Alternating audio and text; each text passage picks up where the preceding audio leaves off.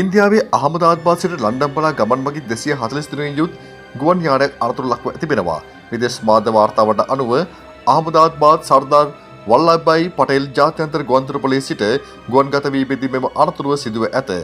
යානය ගුවන්ගත වී තප්පර කිහිපයකට අඩි 625ක් පමණ ඉහළදී යානයෙන් අවසන් සංඥාව ලැබී තිබෙනවා.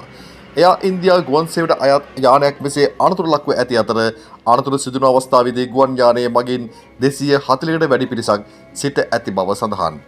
ඉන්දියාවේදී අනතුරු ලක් වූ එයා ඉන්දියා ගුවන් යානයේ මගින්ගේ වාර්තාවක් එම ගුවන් සේවය මීට සුළු මොහොතකට පෙර නිකුත් කර තිබෙනවා.